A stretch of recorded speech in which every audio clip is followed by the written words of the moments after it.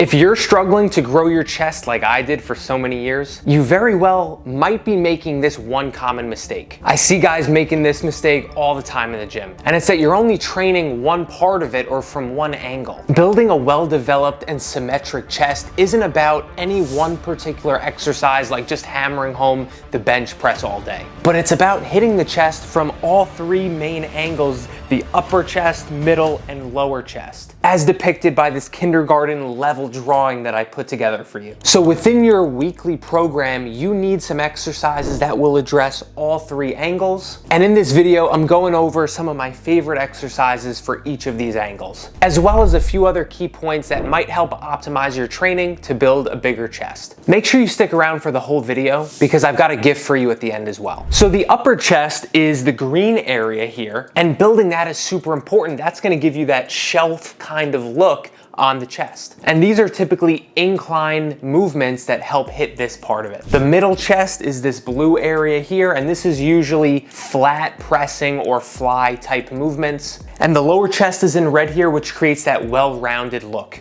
As far as training frequency, like any other muscle group, I recommend hitting chest twice in the week if that's an area that you want to bring up. And that doesn't mean you have to hammer home chest for a full hour on 2 separate occasions in the week, but doing one exercise for each of these angles is an excellent place to start. So if you work out 5 times a week, that might be an upper body day, lower body, push, pull, legs. You'd hit the chest in the upper body day and the push day. Or if you train 4 times a week, it could simply be alternating upper body and lower body, in which case you'd hit some chest in both upper body days. And if you work out 3 times a week, you could do upper body, lower body, full body. Now, if you want to see a more complete breakdown of what type of workout split makes the most sense for you based on how many days you work out in the week, one of my most recent videos, I explained all of that, and I can link it down below in the description. Before I dive into all my favorite exercises that I love to include in my programs and for my clients, I want to show you a brief little warm-up that I do before most upper body focused days. It only takes a minute or 2. And if you're getting older like me, warming up is super important. It's not something you've got to do for 20 or 30 minutes,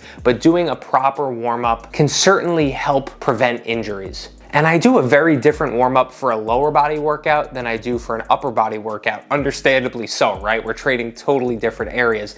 If you want that lower body warm-up, which is also a little bit of mobility and stretching, shoot me an email or comment below warm-up and I can send it over to you. But as far as a good chest day or push or upper body day warm-up, I like to use resistance bands for this. So what I'll first do to warm up my shoulders and stretch out my chest a little bit, I'll grab a resistance band and I'll basically go up and over my head 10 to 20 times just to really get warmed up. Then I'll take that band and I'll anchor it somewhere at about hip level. And I'll do 10 to 15 external rotations, which is warming up really the shoulders and the shoulder blade. So I'll keep my elbow locked in against my body and I'll pull out away from my body. And of course I'll do that on both arms. And then what I'll do is I'll do an internal rotation. I'll just switch my body position, and instead of pulling away from my body, I'm now pulling into my body towards the center of my body. And I'll do 10 to 15 reps for both arms with that. Now, is there anything magical about this warm-up? No, of course not. But it does help warm up some of the joints like the shoulder blades. And it's always an excellent idea in your warm-up to basically do a warm-up set or 2 of your first exercise. So if your first exercise is a bench press, you want to use lighter weight and do a warm-up set.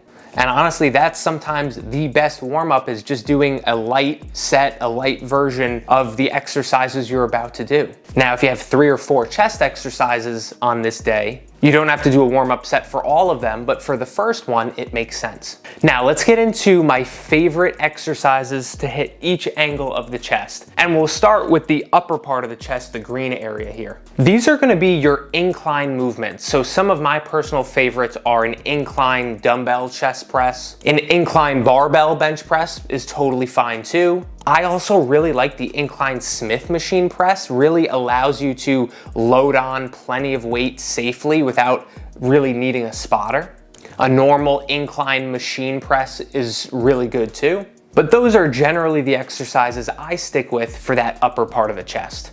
Now for the middle part of the chest, the blue area here, you'll want to do some flat pressing movements. Again, that could be a flat dumbbell chest press. It could be a regular barbell bench press. Some gyms will have a machine press, whether it's a seated machine press or one where you're laying flat. Both are hitting the chest from the same angle. Of course, you could do any sort of push-up variation, whether it's just a normal push-up or a weighted push-up where you have weight on your back. You could also do a fly machine, or what they call a pec deck, which is usually a seated machine where you hit the middle part of the chest with that fly. You could also do this with cables. Anchor the cables right around shoulder height and do cable flies on kind of like a normal straight on angle. The reason I didn't mention cable flies for the incline part of the movement, a lot of people like that exercise where you anchor the cables at the bottom and you fly up like this. I feel it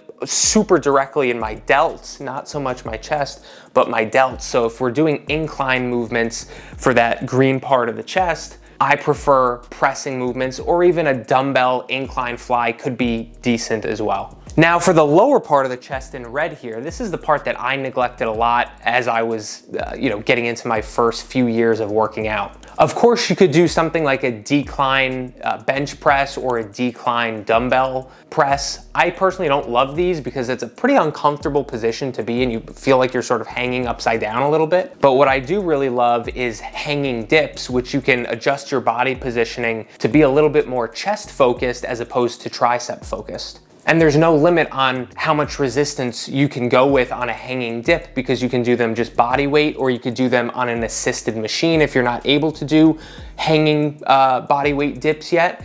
And if you're a little bit more advanced, you could wear a dip belt and attach some weight to it and add on as much weight as you can handle for those hanging dips. Another one of my favorites for the lower part of the chest is decline cable flies or decline cable presses, where you would anchor the cable at the top of the cable system. You'd take a few steps out and you would do your fly or press with a slight downward angle to hit that lower part of the chest. To me, these ones are excellent because it's just so easy to get into and out of. It's really comfortable and you've got that constant tension with the cable system, but also I feel it directly in my chest. So hopefully this gives you an idea of how to structure your program to really train the chest optimally, because it really does make a difference over time if you're hitting the chest from each of these angles compared to if you're not, or you're neglecting some of these. Because the truth is, I see it in the gym all the time, people who are doing their 3 or 4 sets of bench press, and then they go over to the dumbbell rack and they do 3 or 4 sets of flat dumbbell press. They don't realize it's the same exact exercise. It's just a different tool. You're hitting the chest the same exact way. And if they would have just switched that second flat dumbbell chest press exercise to an incline dumbbell press, all of a sudden it adds a little bit more value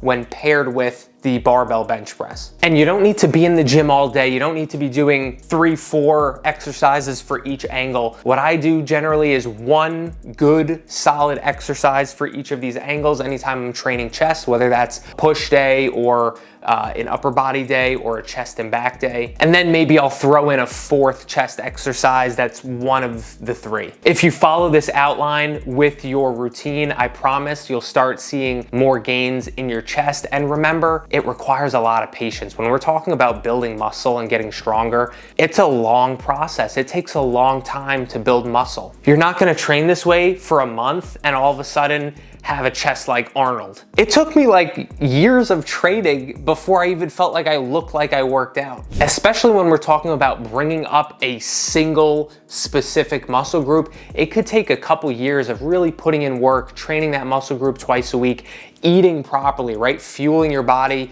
in the right way and eating to the right macros is gonna make a massive difference as well when paired with the right routine. Now, if you're somebody who wants to really level up your physique and your health and get in the best shape that you're capable of in your life situation and your current age, feel free to check out my Modern Man program. I'll link it down below. If you want to book in a call and have a chat about what might be best for you to start getting in the best possible shape, I'm happy to see if I can help. By the way, I'm gonna leave a free workout program, a 5-day split down below in the description in case you've got no plan whatsoever and just need something structured to follow. Again, it's not tailored to you, but it's better than doing random social media workouts or just kind of doing the same thing every single time. If you enjoyed the video, consider subscribing because I make new videos like this every week. In fact, I've got another video just like this coming out about back training soon, so you'll make sure you don't want to miss that one. And I'll catch you on the next video. Thank you so much for watching.